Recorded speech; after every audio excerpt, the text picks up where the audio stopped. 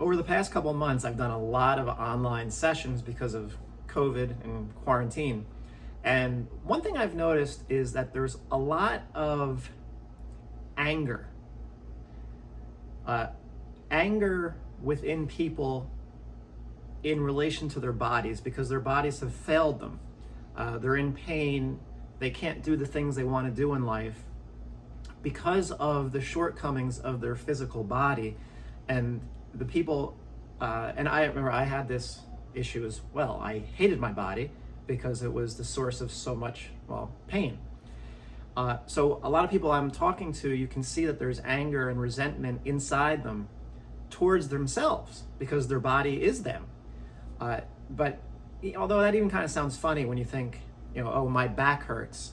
When you say my back, it's like you possess a back. But in reality, are you not your back? Or are you your back? It's kind of like neither in a way. So just to say that my back hurts doesn't really make sense because maybe it's the limitations of the English language, but you don't possess a back. Your back is part of you. So if you say my back hurts, that's really what you're saying is you're experiencing pain in some way. But you don't really have a back. Your back is part of you, but it's not you. And that's one of those, humans have to be able to see two things as being true at once. That your back is you, but your back is not you at the same time. This apparent paradox. People are very unsettled by paradox, but paradox in the universe doesn't really exist. It's only the human mind that gives meaning to the universe that causes paradox. Paradox is not a real thing. It's just the structure of the human mind. A great book to read about that is The Master and His Emissary. I've mentioned that book numerous times, but it talks about how your brain, the two hemispheres of your brain, the right and the left, they present the world to you in two different ways. And because of that, we see paradox, because the brain itself, the structure of the brain, how it's experiencing the world outside of us, is actually presenting the world to us in two different ways. The right hemisphere is presenting it as interconnected as one unified whole, while the left hemisphere is presenting it as fragmented and separate. And that is the issue that we struggle with until it's pointed out that both can be true. At any rate, back to the anger part. A lot of people are angry. I think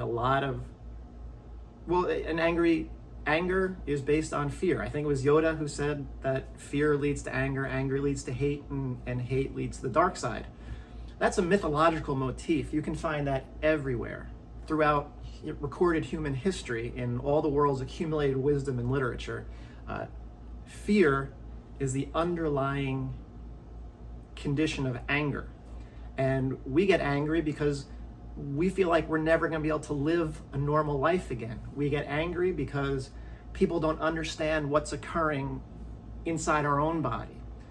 We get angry because we feel alienated from the rest of society who doesn't understand why we're in chronic pain, even though we look like we're in shape. We get angry because other people seem to be perfectly fine. We get angry because we don't like our place in life. Whatever it's going to be. But it's also based on fear.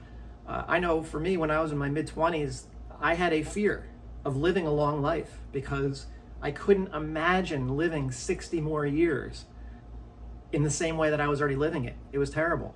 Just the thought of that was frightening. And I was angry in my 20s and probably early into my 30s. And then I had to let go.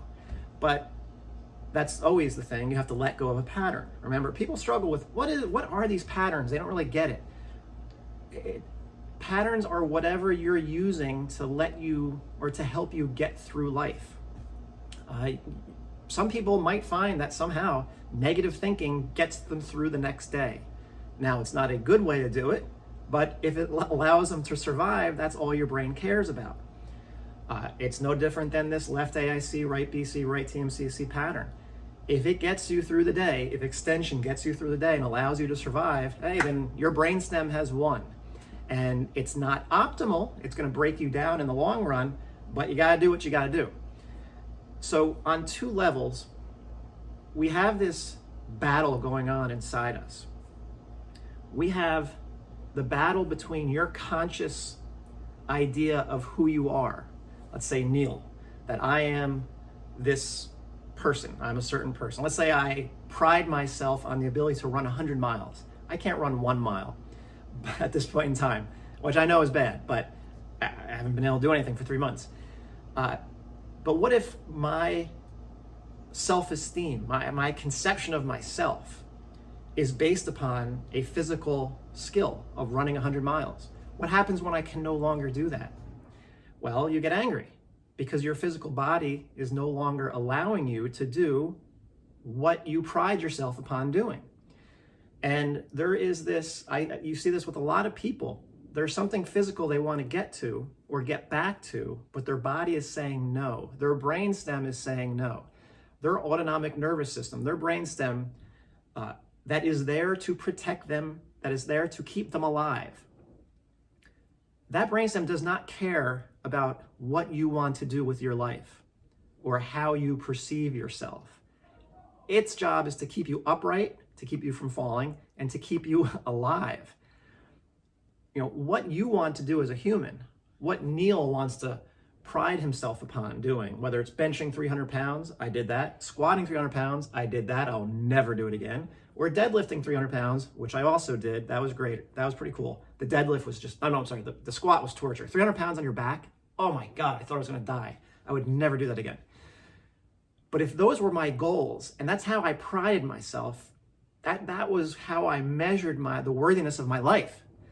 If that were the case, well, how would I feel if these patterns got so strong that I couldn't even do remotely close to that?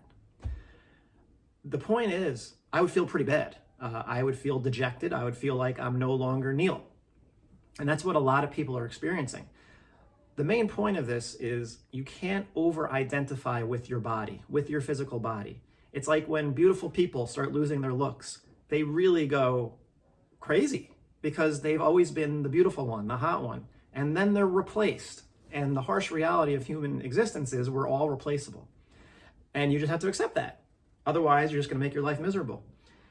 But the physical body deteriorates. That's why if you read early Christian history, St. Augustine, if you read Buddhism, probably if you read any more mystical religious writing, they all talk about how the physical body, some say it's worthless, but I wouldn't say that. But they would say that, you know, if you get too attached to the physical body, inevitably it's going to break down and inevitably you will be disappointed and you're going to get stuck on that cycle of, I don't even know how to pronounce it, samsara, you know, this Buddhist cycle of suffering that we get stuck on and we can't get off of. It's a pattern of thinking. If you put too much emphasis on that physical body, because remember, that brainstem that is there to keep you alive, it doesn't care what you want to do. It doesn't care that you want to be able to run 100 miles or, you know, be a professional athlete. It does not care. It just knows that there's a threat to your existence and it's going to put you into a pattern to prevent your existence from being extinguished. So that's what these patterns are. They are ways to preserve you. They are ways to move you when other normal mechanisms have broken down. Unfortunately, we may never get back that old normal mechanism that allows us to do everything we ever wanted to do. That's part of the aging process. And that's something that some people find that completely unacceptable. Fine, but you know, you're just gonna make your life miserable. Again, just because you wanna run 100 miles doesn't mean your brain's gonna allow it. So, you know, this anger has to be let go of because that physical body that you're so angry at because it's breaking down upon you or breaking down on you, you have to let go of your identification with that body to define you, whether it's because of how you look or whether it's because you want it to support your physical prowess. The stronger your attachment to that physical body, the more miserable and unhappy and angry and fearful you're going to make yourself. And that is not a way to live. So the point of this is accept what can't be changed. That's really what it comes down to. That's how life is. It's just part of the aging process. It's just life itself. There is no way for life to always turn out the way you want it to. It's not going to happen. So you do what you can do.